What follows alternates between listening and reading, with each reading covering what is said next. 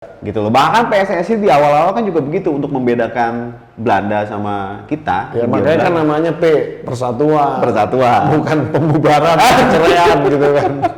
Tapi ngomong-ngomong balik ke Euro nih Bang nih. Abang megang siapa nih Bang?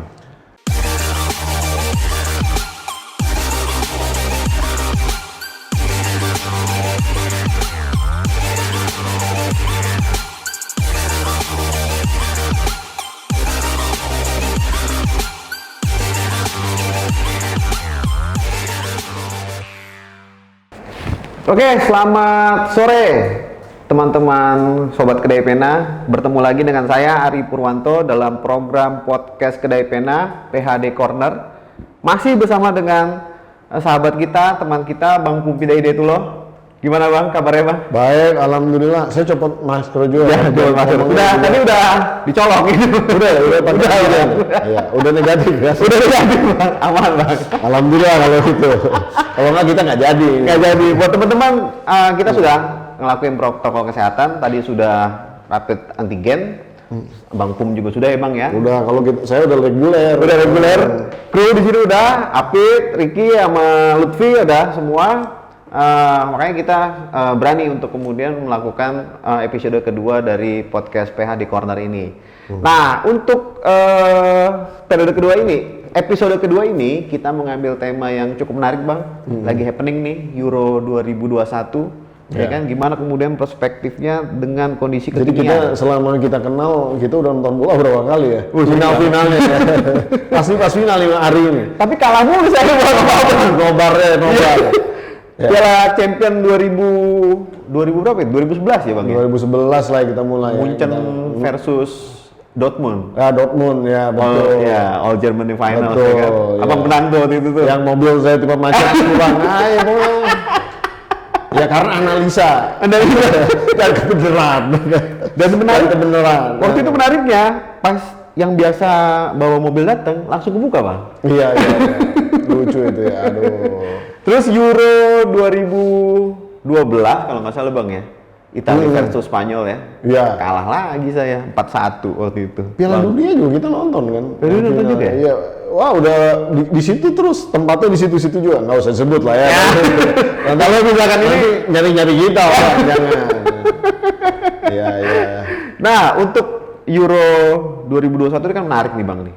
Ya. Karena pertama kan di tengah Harusnya kan 2020 kan. harusnya 2020 dimajuin jadi apa dimundurin jadi 2021. Iya, betul. Nah, menariknya kan di tengah pandemi gitu loh.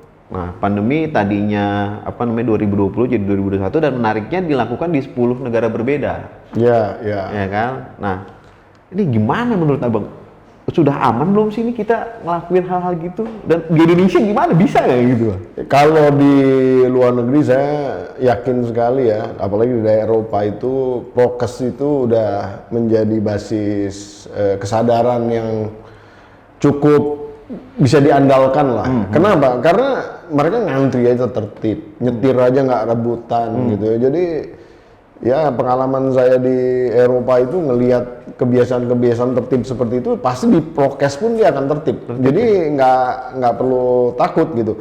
Nah kenapa disebar? Nah, biasanya disebar itu karena supaya tidak terkonsentrasi. Iya, betul. Karena kan ini kan yang namanya pendukung ini kalau ngumpul di satu kota atau di dua kota aja ya udah sengsara banget itu ngeri banget gitu. Jadi untuk menghindari kerumunan dipecah disebar aja. Iya. Dan menarik sekali ya. Sekarang saya lihat ada beberapa TV gitu ya menyiarkan ya. Kalau TV-TV yang lama gitu ya, seperti katakanlah BBC atau apa gitu ya, yang metode-metode lama tetap aja gitu dari kanan kiri. Tapi coba yang swasta-swastanya deh sekarang. Itu pakai kayak dari drone dari atas. Iya, Waduh. bener. Saya bilang cakep juga ini ya. Sekarang evolusi daripada tampilan actionnya lebih bisa dilihat dari berbagai penjuru. Nah, semakin jadi susah curang juga sih sebenarnya ya. Jadi yang kayak kejadian kayak siapa misalnya Maradona ya, tangan Tuhan itu nggak mungkin lah, udah susah sekali sekarang. Iya. Tapi banyak juga yang ngomong gini Bang. dengan adanya teknologi, maka sisi drama dari sebuah pertandingan sepak bola hilang. Nah, itu gimana menurut lu, Bang? Sebetulnya drama itu kan tidak di dalam konteks bermainnya saja. Ya. Drama itu selalu di dalam bola ya. Ya. Itu mengitari kisah baik di belakang, sedang ataupun sesudahnya. Ya kan? Bola itu dari zaman dulu sampai sekarang itu selalu ada cerita yang lucu-lucu dan selalu ceritanya tuh drama semua gitu Iya, ya. iya. Jadi, nah sekarang ini terjadi satu evolusi yang saya lihat ya. Kalau dulu kan kita bisa mengklaim, wah kalau Belanda tuh total football Ya. gitu ya. Terus si Italia Catenaccio. Catenaccio gitu Ya. ya. Pokoknya jadi style-stylenya itu dulu bisa dibaca. Ya. Nah, sekarang coba baca deh. Nggak ada. Nggak ada. Italia katanya bapaknya Catenaccio, sekarang Semua mainnya hampir sama. agresif. Nah, jadi sekarang ini adalah strategic base Iya. football kalau saya lihat. Jadi maksudnya tergantung siapa lawannya, Betul. siapa yang ditaruh di depan-depan untuk nyerang. Nah, itu yang harus dijagain. Iya. Dan hampir rata-rata sekarang defense itu menjadi paling penting. Coba ya, Ya.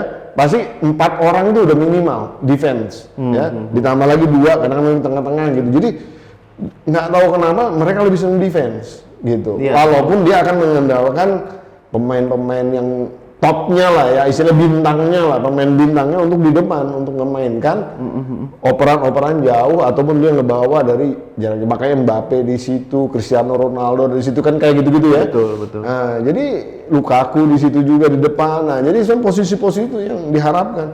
Tapi sekarang ya permainan di defense. Tapi Karena menarik orang-orang kayak yang top-top itu tuh dengan good defense, ya mau Messi kek, mau siapa kek, yang jago-jago ya.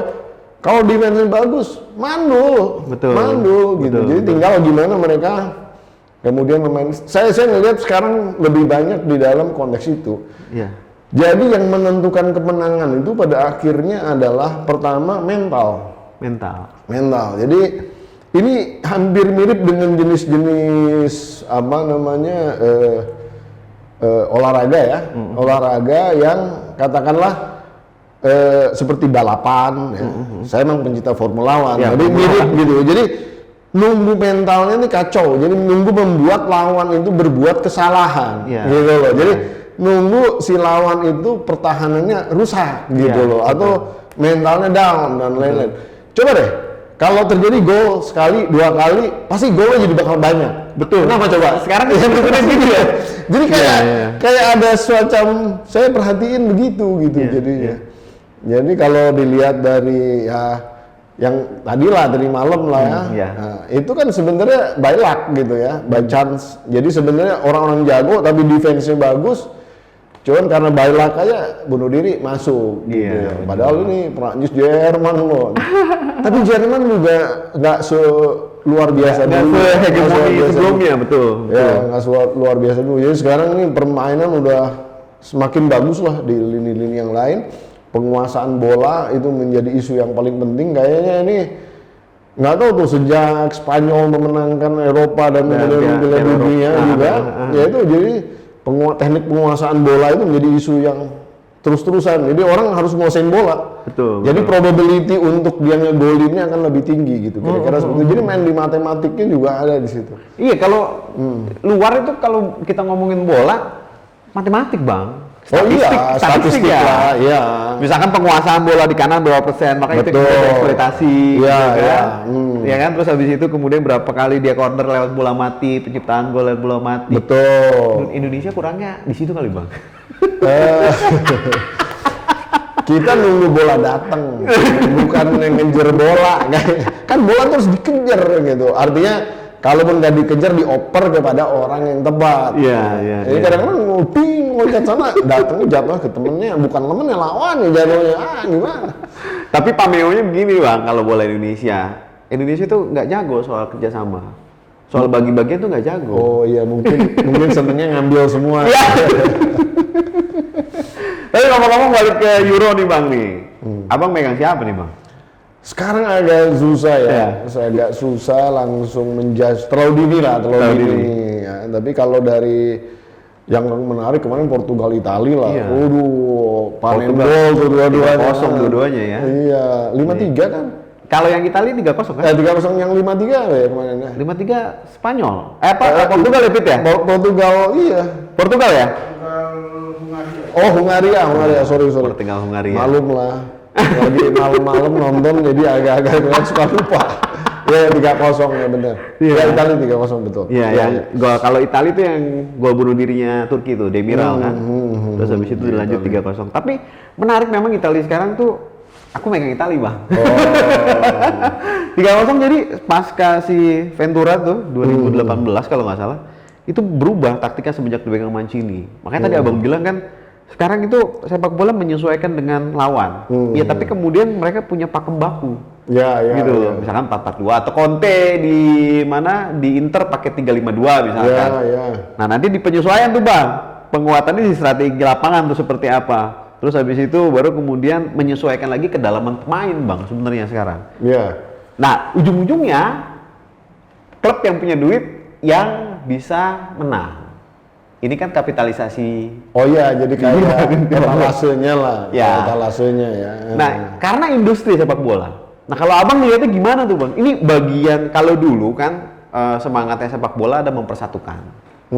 Bahkan sampai titik nasionalisme. Kroasia itu bisa menang karena didukung sama fans sepak bola Dinamo Zagreb dan klub-klub lokal gitu lah. Kalau sekarang kan lebih ke uang, bisnis gitu lah. Ini ada pergeseran kan di Bang sepak bola sekarang, Bang?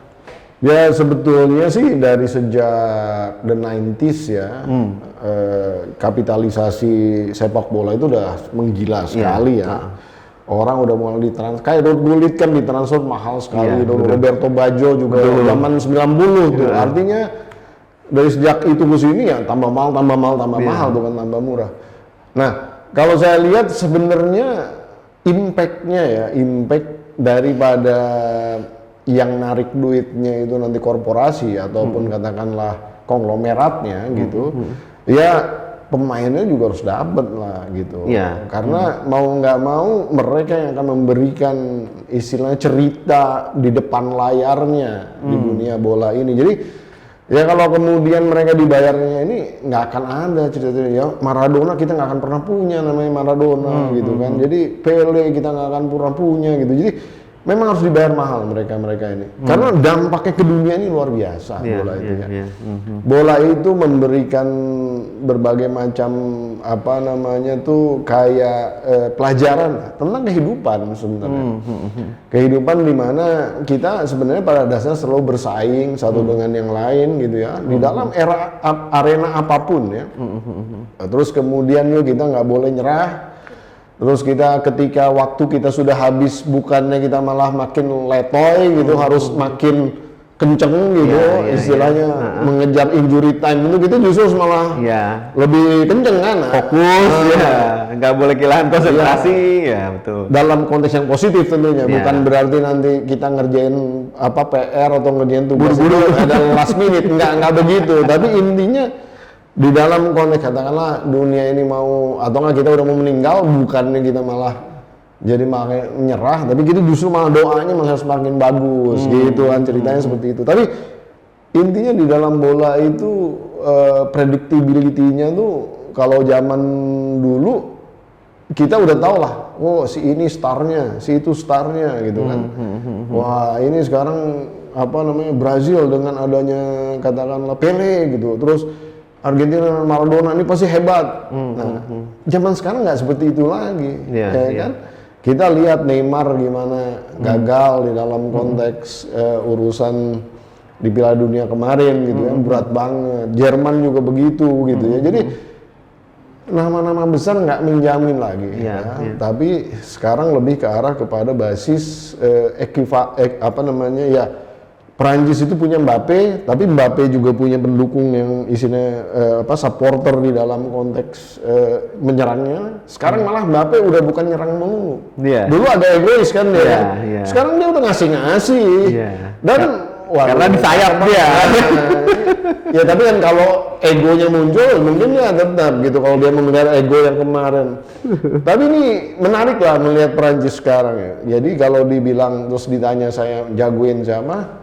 Ya kalau saya sih yang aman-aman ya Prancis. Prancis ya, oke. Cuman Prancis sama Portugal satu ini ya, satu Ya, grup. ha, Nah, ha, ha. nggak tahu deh nih ceritanya gimana nanti. Tapi kan kalau sekarang dua kan masuk nanti. dua masuk, Dua masuk. Nanti lanjut ke apa? Perempat finalnya. Perempat final, perdelapan final, perempat final. Perlawan final, Ya. perempat final. Nah, itu nanti kita lihat. Ya, Tapi Prancis kan sejarahnya di Piala Eropa baru 84 tuh bang. ya Zaman 84 yang Platini. Ya. Ya, betul. Mereka mendem Saya tuh. masih kelas 5 SD tuh ya, kelas Gitu ya. Saya baru lahir bang. kelas 6 SD tuh. Saya lihat di Kompas gitu, wah si Michel Platini megang ini, aduh. Nah, Masih ingat tuh zaman. Prancis baru bangun lagi 98 tuan rumah Piala Dunia kan. Ya, Menang dia kalahin 3-0 Brazil kan. ya, ya. Nah, bangkit lagi kemarin tuh 2000 Yang itu apa namanya, curam gitu-gitu ya. Ya, 98 ya, Ya. Thuram, terus Deschamps tuh masih main. Deschamps. Terus apa namanya penyerangnya Stephanie Guilfak. Ya betul. Iya. Wah, masih inget juga. Iya, iya. Gue tuh kalau sekarang bang, pemain bola sekarang malah nggak inget bang. Kalau dulu Malah ada yang top inget, tapi yang lain-lain suka cepet lupa kita. iya karena itu apa namanya dominasi dua alien ini nih Messi sama siapa sama Cristiano Ronaldo itu Terlalu ya? itu mulu jadi nggak seru bang kalau Iya, iya. kalau saya sih ngeliatnya begitu makanya medio Liga Italia lah 90 awal sampai 2000 apa 90 ya 90 pertengahan sampai 2000 awal tuh masih ada di pala Iya, gua iya. dan menariknya itu apa sih namanya mereka itu belum seperti sekarang yang ujung-ujung duit gitu loh. Beli pemain misalkan kayak sekarang nih si siapa namanya yang lagi dikejar-kejar tuh Mbappe misalkan atau misalkan kemarin tuh sempet tuh si Messi mau dikejar atau Iya, misalkan iya. si apa Ronaldo dan mereka belum nggak ada kemudian tim dari yang semenjana gitu. Paling Leicester aja. Leicester itu kan itu juga kejutan banget gitu. Atau Iya. Yunani 2004 Ya. gitu loh. Jadi itulah yang saya lihat kalau Tan Malaka kan bilang kan sepak bola. Jauh banget dari Tan Malaka. Tan Malaka kan bilang kan alat perjuangan nih. Gua Iya, baca iya. beberapa literasi kan. Karena dia Oh begitu ya, saya malah nggak tahu itu. Ya coba nanti padahal saya- teman satu kampung abang ya. Dia bisa jadi beda generasi tapi. Beda. Dia udah jauh senior banget. Nah dia bisa melihat sepak bola tuh sebagai salah satu alat buat mempersatukan. Ya. Gitu loh. Bahkan PSSI di awal-awal kan juga begitu untuk membedakan Belanda sama kita. Ya India makanya kan Belanda. namanya persatuan. Persatuan. Bukan pembubaran, perceraian gitu kan. Nah itu kan ribut melulu sekarang udah nggak bersatu lagi, gimana itu? Nah kalau abang lihatnya gimana tuh sepak bola sebagai alat persatuan gitu? Jadi gini, kalau di Indonesia ini, kalau kemudian kita mau masuk ke basis komersialnya langsung gitu, menurut saya nggak akan pernah jalan. Kenapa? Saya ngelihat bola itu harus dari kultur ya. Jadi harus jadi budaya dulu. Coba pernah ke Amerika Latin nggak? Sebutin ya negara-negara top bola Amerika Latin, katakanlah Argentina, Brazil lah, dua itu ya kita sebut. Pernah ke sana? Alhamdulillah saya punya kesempatan main ke sana. Itu memang kultur bolanya udah terbentuk. Jadi nggak ada anak kecil yang main bola. Jadi dari kecil tuh mereka udah main bola. Dan main bolanya bukan yang cuman gol-golan begitu kayak kan kalau di kita kan kita ada gol taruh Iya. sendal di sini taruh sendal di sana kita main gol kan gitu. Kalau di sana enggak, bola dimainin di ke sini juggling. juggling lah. Pokoknya istilahnya dia udah jadi keahlian ngendaliin bolanya udah pada punya. Iya. Itu udah kita lihat di gang sini mereka begitu, di gang sana begitu. Jadi kulturnya kebentuk gitu loh. Artinya Mbak, ketika kita mau mengkapitalisasi itu menjadi satu yang basis yang komersial karena bibitnya banyak. Nah, Kurang kita- banyak apa sih kita bang? Nih sekarang nih ya. Sekarang gini, Egy Maulana Fikri misalkan atau bukan misalkan maksud saya gini. Bima. Kita hitung ada berapa juta orang Indonesia yang suka bola, yang suka main bola, yang gila main bola berapa? Gitu deh. Pasti persentasenya kecil. Suka main bola belum tentu jago. Suka bola senengnya kayak kita. Komentarin doang. Jago komentator.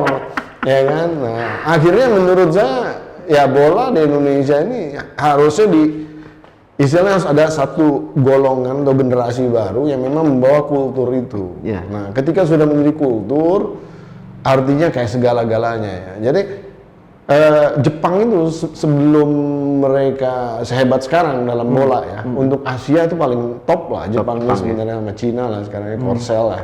Ya. Tapi kan kita lihat dia munculin gitu ya, film, seri, kartun, Tsubasa. Dari itu dia kan SD cuma sampai SMA. Aduh, jelas sih. Nah itu kan cuman ngasih inspirasi ke anak-anak kecil Jepang. Lu tuh bisa main di sampai Piala Dunia. Cuman dicekokin aja itu terus. Walaupun ya tipu-tipu juga, tendangan macan lah, tendangan ini tipu-tipu juga. Tapi kan itu inspirasi, ya kan. Dan menurut saya itu akhirnya sampai sekarang orang jadi terpacu gitu. Dan film-film Jepang tuh untuk yang anak-anak terutama selalu tentang istilahnya tuh bagaimana jadi orang yang tahan banting, tidak menyerah gitu. Hebat-hebat tuh. Ya salah satunya ya Kapten Tsubasa itu yang saya ikutin ya. Betul. Karena nemenin anak waktu itu nonton gitu. Jadi saya kayak gini. Iya benar. Kalau Jepang memang apa ya, dia pintar untuk kemudian melakukan brainstorming lewat filmnya. Kita ada film apa tendangan si Madun itu ya apa? Ya. Ada, tapi kan cuma sekali dua kali aja gitu nggak kemudian jadi sesuatu yang memacu jadi budaya gitu ya. Kurang lah. Iya. Nah kalau misalkan sepak bola atau olahraga ya secara keseluruhan tuh, salah satu nilainya adalah bagaimana kita bisa bersaing, berkompetisi. Nah, dikurangnya di kita itu memang salah satunya itu ya. Kita tuh nggak punya yang tadi lu bilang kultur untuk berkompetisi. Mungkin itu yang kemudian membuat kita, khususnya sepak bola juga jalan di tempat, Bang. Gimana? Sebetulnya kan kalau ini mohon maaf nih ya, kalau di agama Islam kan jelas fastabiqul khairat. Itu clear gitu. Jadi kita tuh harus berlomba-lomba. Berlomba dalam kebaikan. Jadi kita tuh harus berebut. Misalnya kadang-kadang ada orang dalam konteks nyumbang ke satu masjid ini, kalau perlu masjidnya perlu berapa, kita lebih daripada dia. Gitu misalnya contohnya, ini kan contoh. Artinya kita disuruh untuk berlomba. Kenapa? Karena kita udah dikasih tahu bahwa yang namanya waktu kita itu terbatas, ya kan? Demi masa manusia itu sebenarnya merugi, gitu kan? Nah, kecuali orang-orang yang istilah watawasobil hak, watawasobil sober, watawasobil marhamah. Watawasobil hak, watawasobil sober, ya kan? Watawasobil marhamahnya di surat lain. Jadi artinya orang yang saling mengingatkan dalam kebenaran dan dalam kesabaran, gitu. Jadi ya kita jangan sampai nggak ikutan gitu. Berlomba itu secara pada titik tertentu sehat aja. Kompetisi apapun sehat ya. Ujungnya kita di dalam hidup ini kan kita selalu berlomba bersaing ya. Artinya apa? Kita kalau keluar rumah aja atau misalnya kita sharing ruangan aja sama sebagian kita kan bersaing sama dia sebenarnya. Bersaing rebutan oksigen sebenarnya.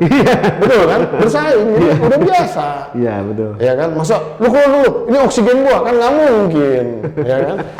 Kita keluar rumah naik motor. Jalan itu bersaing juga, bagian dari bersaing sebenarnya. Betul. Nah jadi jangan jadi takut dengan persaingan. Kalah itu sebenarnya biasa-biasa aja. Biasa-biasa aja. Ya kan? Makanya kemarin kita kalah berapa kosong? 5-0, 3-0, biasa-biasa. Iya biasa aja. Cuman bukan maksudnya biasa-biasa itu jadi ya ini jadi biasa. Bukan begitu. Biasa-biasa aja tuh jadi jangan membuat kita jadi down. Jadi pecundang. Justru ini modal kita untuk bangkit balik nyerang. Gitu loh. Gue tuh mikir gini Bang. Itu kan kemarin kita Tsubasa kan begitu kan di film-filmnya kan sebenarnya kan kayak gitu juga gitu. Jadi kita tuh bisa menerima kekalahan dengan indah gitu, dengan baik, tapi bisa menang dengan baik juga gitu. Kira-kira seperti itu. Karena sebelum Piala Eropa kan kita pra Piala Dunia tuh. Kalah sama Malaysia, kalah sama Vietnam, kalah sama siapa? Uni Emirat Arab, gitu loh. Salah sama Thailand, Vietnam. Sementara di Piala Dunia, Piala Eropa ada yang namanya Makedonia Utara. Makedonia. Ada Wales. Ada negara-negara antah berantah tuh Bang. Makedonia kemarin kalah sama siapa ya? Saya lupa. Kalah sama Austria. Austria ya. Austria ya. Nah, mereka bisa. Ya. Negara antah berantah, bahkan Kroasia pernah sampai final Piala Dunia. Macedonia itu bukan negara antah berantah loh. Pada zamannya, dia itu negara asalnya Alexander Agung. Ya betul. Alexander Tapi di dunia sepak bola kan antah berantah. baru maksudnya. Iya kan. Nah Indonesia di titik ini, ya padahal kita pernah jadi macan Asia katanya. Ya. Tahun 60-an. Ya sebetulnya itu yang saya bilang. Kan kita kalau main bola ini lagi seneng-seneng latihan, pemanasan dan lain-lain, kita, main, selalu main, udah pengen langsung main gitu, bukan latihannya, bukan skillnya dibagusin dulu, itu kebiasaan kita. Jadi kita masih selalu di dalam tatanan pengen gaya, ya karakter orang Indonesia gitu, pengen gaya, pengen nunjukin sesuatu gitu, pokoknya bisa seru dan lain-lain, wah, nah, gitu. Jadi ya pada dasarnya banyak hal jadi yang superficial gitu, bukan suatu achievement yang real, jadi semuanya bungkus ya, dalamnya kosong gitu, kira-kira gitu lah. Oke, kita udah diingetin sama tim redaksi di belakang layar nih. Untuk sesi pertama kita sudahi dulu, nanti kita lanjut ke sesi kedua ya. Sobat Kedai Pena, demikianlah sesi pertama di episode kedua kita kali ini yang bertema tentang Euro. Selanjutnya kita akan masuk ke sesi kedua, jangan kemana-mana.